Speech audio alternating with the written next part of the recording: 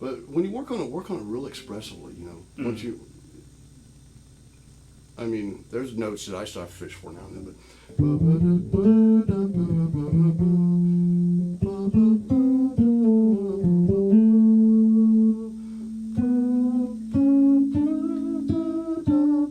but see, one thing I do is I make sure I can sing it first before I even try to play anything. I can just, I learn it that way.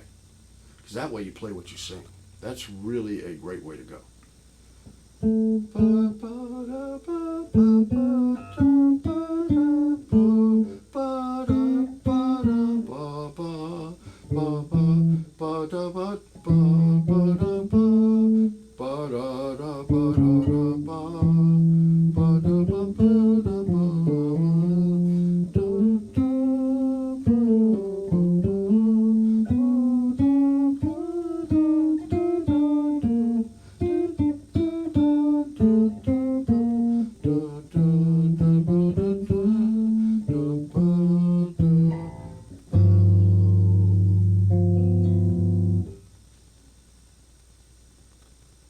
Get where you can really sing it and then play that. Okay. So sing the melody. No, not now, but yeah, you know, when you sing practice. while I'm doing it. Okay. Yeah. You know, do that first. Get it to where you can sing with the track, and just and real expressive, because that's the way you want to play it. That's the musician in you. That's you. You know, that's where the music lives. You know, so that's really the fun part. Okay. And then play that. Gotcha. You know. All right, soloing wise. Oh, walking bass. Let's walk on. Okay. On this. Yeah. Okay. Yeah, I didn't really touch that. I know, but I mean, let's say we're working on it. Yeah. What we do first? Triads. Probably try it. Yeah. Can you call it numbers? Yeah. So 1 flat 3 flat 5 flat 3 1 3 5 3 1 flat 3 5 flat 3 1 3 5 3 1 flat 3 1. Can you mix up the math a little bit? Mix up the math a little bit. Instead of going 1 3 5 3 1 3 5, you know, Oh, yeah. 1 5 3 sometimes. Okay. That's a good thing to do. Just Yeah. So 1 5 3 5 1 3 5 3 1 5 3 5 1. now right Probably there. go a different one. Let's think about that one. 1 3. Oh yeah. Well, you're close enough to go to either one there. See, Right. this is something to look at with the triad walking. Is that if I want to connect that C to the E? Now 5 is always halfway between two ones, right? Since that C is just a half step above the 5, we're going to E. You're on there, going there, right? Yeah, I was Right. on F. Yeah. So you're on the C, right? Since even though it's a flat 5, I still think B is halfway in between the two. My point is that you're close enough to the 5 of E that rule about, you know, 5 can go high or low, it doesn't matter because it's halfway in between the two root notes. Okay. So you're not kind of bound by being closer to this one than that one, necessarily. So you're talking about hitting the 5 of E, right? No, I'm talking about, it doesn't matter which E you go to, that one Oh, or that okay, one, because I'm close. Okay. That makes because of sense. that. Got it. Okay. Yeah, so if I was... So I could either go here or up there. Okay. Now, with the triads, because you've done the other stuff on the stepwise stuff on leaves, that you start with triads plus a 1. Okay. I think that's better than just triads. So that will allow you to 1 flat 5 1. Actually, arpeggio, to be honest with you, but it depends on how comfortable you are with them. I'd be fine with doing the arpeggios. Yeah, okay. All right, so 1 flat 5 1 flat 7 1, because that makes a nice 1. That makes a nice connection to that using the 1 1. I'm sorry, flat 3. See, what was I thinking? Flat 7. Probably A. Okay. 1 flat 5, 1 flat 3. Never mind. 1 5 3 1 1 5 1. You know, you can move around more than that way. Okay, yeah, that makes sense. So I just start with arpeggios on this and moving around, Yeah. like using the 5 as the pivot up. Mm-hmm. Okay, cool. Yeah, you know enough now. Yeah. Okay, sweet. But I always do triads plus 1. I always make sure that it's just a personal thing that if I'm working on a new tune, I make sure that I'm bored with triads plus 1 Yeah. before I start adding anything else. Okay, Because that's really the foundation. You know. sweet.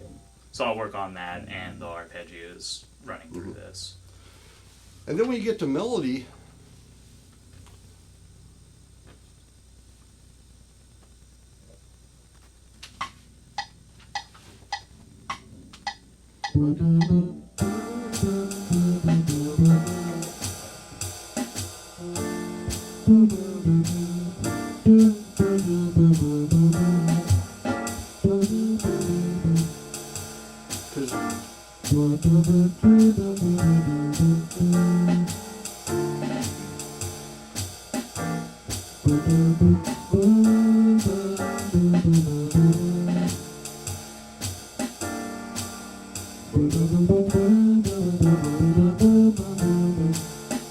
Just work on different ways of phrasing it. well, the interesting thing about melody notes is that I'm not really thinking about what anything is. I just know 2, 3.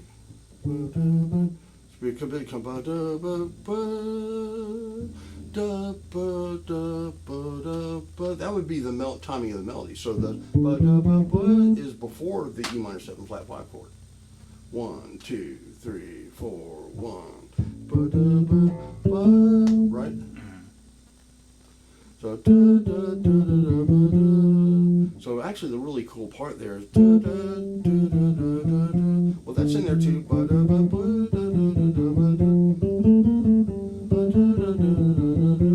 All right, 1, 2, flat 3, 4, 5.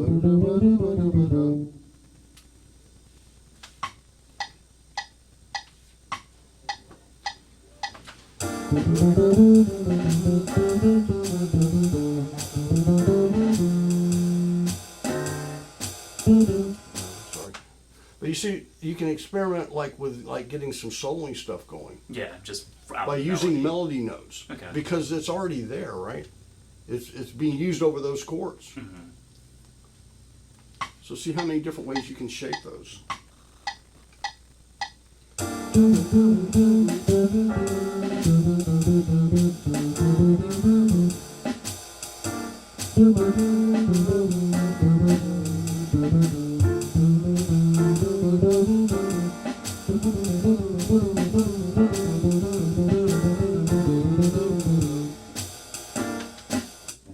Yeah, that makes sense.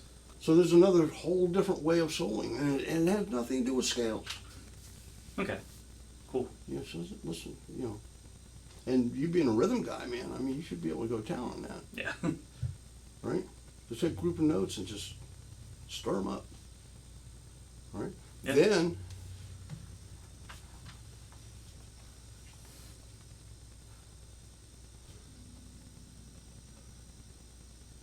now, where are we on the bebop stuff? We did like some of Descending scale, right? Where is it? it was on like part of the autumn leaves, just plugging in. Oh, just plugging in that. We haven't really got into devices yet, have we? I don't think so. Let's hit, I'm going to make a note to we'll hit devices next time. Okay. But the plugging in thing, right? On the A7.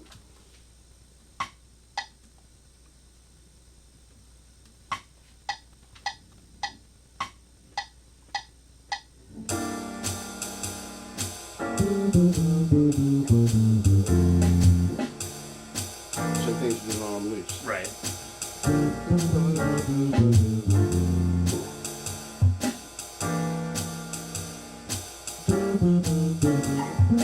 I just Is jumped that up. just flicking the octave up?